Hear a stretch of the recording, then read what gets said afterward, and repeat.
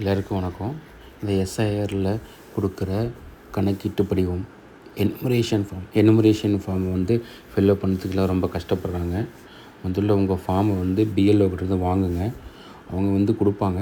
3 times வீட்டுக்கு கொடுப்பாங்க. அப்படி இல்லைன்னா நீங்களே போய் வாங்கிடுங்க. உங்கள் வீட்டில் உள்ள எல்லாத்துக்கும் எந்த பூத்துன்னு கண்டுபிடிச்சி தான் பிஎல்ஓ கண்டுபிடிக்க முடியும். அதை கொண்டு போய்ட்டு நீங்கள் செக் பண்ணி வாங்கிடுங்க. எனக்கு தெரிஞ்ச மாதிரி நான் எப்படி ஃபார்ம் ஃபில்அப் பண்ணுறதுன்னு நான் இப்போ உங்களுக்கு சொல்கிறேன். உங்கள் ஃபார்மில் மேலே ஃபோட்டோ இருக்கும், உங்கள் பேர் இருக்கும். அதெல்லாம் கன்ஃபார்ம் பண்ணிவிட்டு ஃபோட்டோ நல்லா இருந்தால் விட்டுருங்க, இல்லைன்னா புது ஃபோட்டோ ஒட்டிடுங்க.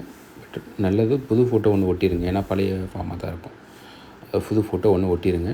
அடுத்தது உங்கள் ஆதார் கார்டை எடுத்துகிட்டு அந்த ஆதார் கார்டில் இருக்கிற உங்கள் டேட் ஆஃப் பர்த், முதல் லைனில் இருக்கிறது என்னென்னா டேட் ஆஃப் பர்த். உங்கள் டேட் ஆஃப் பர்த்தை பிறந்த தேதியை அதில் ஆதார் கார்டில் இருக்க மாதிரி போட்டுருங்க. அடுத்தது உங்கள் ஆதார் நம்பர் விருப்பம் இருந்தால் எழுதுங்க, இல்லைன்னா விட்டுருங்க, மேக்ஸிமம் தேவையில்லை.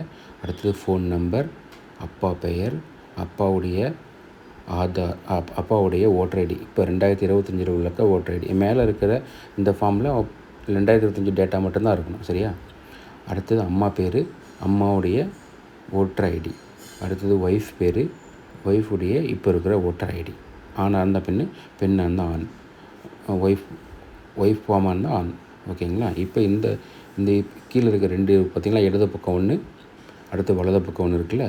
இடது பக்கம் இருக்கிறது 2002 லிஸ்ட்டில் இருக்கவங்களுக்கு மட்டும்தான் இருக்கும்.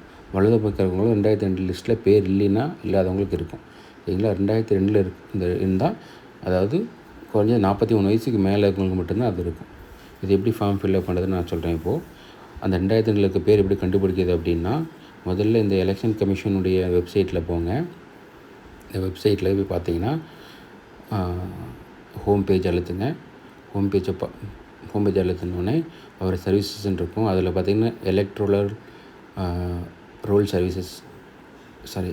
சர்வீசஸ்ன்னு இருக்கா, அதை கிளிக் பண்ணுங்கள். அந்த எலக்ட்ரல் சர்வீஸை கிளிக் பண்ணிவிட்டு மறுபடியும் ஒரு எலக்ட்ரல் இருக்கும், அதை கிளிக் பண்ணுங்கள். அதை கிளிக் பண்ணிவிட்டு மேலே இது எல்லாத்துடைய வருஷத்துடைய ஓட்டர் லிஸ்ட் இருக்கும். கீழே வந்தீங்கன்னா, மேலே தள்ளி விட்டு கீழே வந்தீங்கன்னா 2002 அப்போ எஸ்ஐஆர் எடுத்தாங்க, அந்த 2002 ஓட்டர் லிஸ்ட்டு இருக்குது. இதுதான் முக்கியம். இதுதான் கடைசியாக சிறப்பு தீவிர திருத்தம் பண்ண லிஸ்ட்டு. இந்த லிஸ்ட்டில் நீங்கள் என்ன பண்ணணுன்னா, நீங்கள் 2002 எங்கே இருந்தீங்க, எந்த ஊரில் இருந்தீங்க, இதே ஊரில் இருந்தால் கொஞ்சம் பிரச்சனை இல்லை.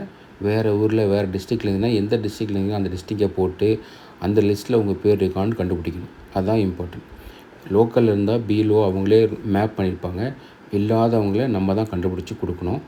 அதுக்கு என்ன பண்ணணுன்னா, முதல்ல டிஸ்ட்ரிக்கு, பேர், இது சட்டமன்ற தொகுதி, அப்புறம் நீங்கள் எங்கே ஓட்டு போட்டீங்கிறத கண்டுபிடிக்கணும். கொஞ்சம் கஷ்டமாக தான் இருக்கும், ஒவ்வொன்றா கண்டுபிடிங்க. இப்போ சப்போஸ் உங்கள் ஊர் தெரிஞ்சதுன்னா அந்த ஸ்கூலில் 2-3 பூத்து இருக்கும், அந்த பூத்தை போட்டு இந்த நம்பரை கொடுங்க. கொடுத்தீங்கன்னா என்ன ஆகுனா, ஒரு பிடிஎஃப் வரும். அந்த 2002 உள்ள லிஸ்ட்டு, அந்த பர்டிகுலர் பூத்துடைய ஓட்டர் லிஸ்ட் நம்மளுக்கு கைக்கு வரும்.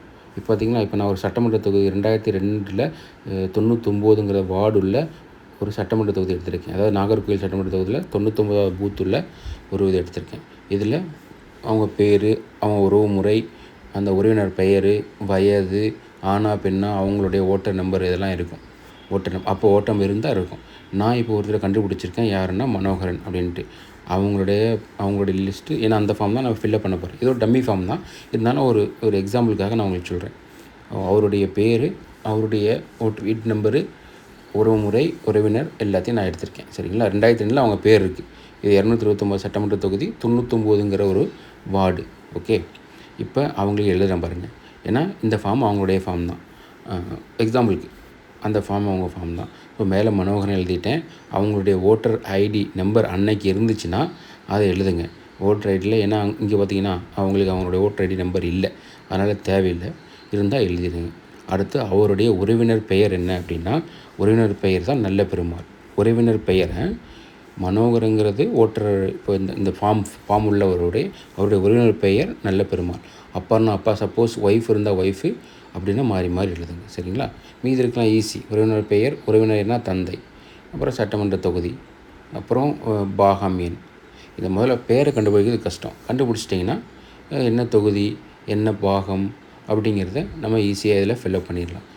மேலே இருக்கிறவருடைய பேர் தான் அந்த அதாவது இவங்க வந்து ஒரு 87 88 கேல பிறந்தும் அந்த 2002 அவங்க ஓட்டர் லிஸ்ட் இருந்தால் மட்டும்தான் இங்கே வரும். இல்லைன்னா இந்த ரைட் சைடில் வந்துடும். அதாவது இந்த ஃபார்ம் 2002 உங்கள் ஓட்டர் லிஸ்ட்டில் உங்கள் பேர் இல்லைன்னா இந்த லெஃப்ட்டை ஃபில்லப் பண்ண முடியாது, ரைட்டு தான் ஃபில்லப் பண்ணணும். ரைட் எப்படின்னா எப்பவும் போல் மேலே இருக்கிறத ஃபில்லப் பண்ணிடுங்க. அதில் அப்பா பேரோ அம்மா பேரோ இல்லை ஒரு ஹஸ்பண்ட் பேரோ அந்த 2002 ஓட்டர் லிஸ்ட்டில் இருந்துச்சுன்னா அவங்க பேரை இங்கே போடணும். இந்த லெஃப்ட்டில் போடும்போது பேருங்கிற இடத்துல வாக்காளர் பேருங்கிற இடத்துல இந்த உங்கள் பேரை போட்டிங்க.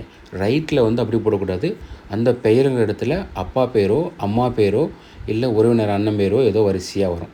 அதுக்கப்புறம் அவங்களோட உறவு முறை இதே மாதிரி தான், மீதியெல்லாம் அதே மாதிரி தான். உறவினர் அந்த 2002 லிஸ்ட்டில் பார்த்து எழுதிட்டு கீழே கையெழுத்து போட்டுருங்க. சரிங்களா? எல்லாமே சேம் தான். ரைட்டில் இருக்கிறது மேலே இருக்க பேர் மட்டும்தான் மாறும். லெஃப்ட்டில் உங்கள் பேர் போட்டோம், ரைட்டில் உங்கள் உறவினர் பேர் போட்டு அவங்களுக்கு யார் உறவு முறை அதுங்கிறது தான் முக்கியம். அவங்களுக்கு யார் உறவு முறை. ஒருவேளை பேர் ரெண்டுலேயுமே இல்லைன்னா நீங்கள் ரெண்டையும் ஃபில்லப் பண்ண முடியாது. கீழே 2002 உங்கள் உறவு முறை உங்கள் அப்பாவுக்கு பேரும் இல்லை, உங்கள் பேர் இல்லைன்னா இன்னும் மேலே இருக்க ஃபார்ம் ஃபில்லப் பண்ணிவிட்டு அப்படியே கையெழுத்து போட்டு கொடுத்துட வேண்டியதான். சரிங்களா? லெஃப்ட்டில் இருக்கிறது 2002 உங்கள் பேர் ஓட்டர் லிஸ்ட்டில் இருந்தால், ரைட்டில் இருக்கிறது உங்கள் பேர் 2002 ஓட்டர் லிஸ்ட்டில் இல்லை, ஆனால் உங்கள் அப்பா பேரும் யார் பேரோ இருந்தால் அங்கே வரும். சரிங்களா? புரிஞ்சுக்குன்னு நினைக்கிறேன். நன்றி.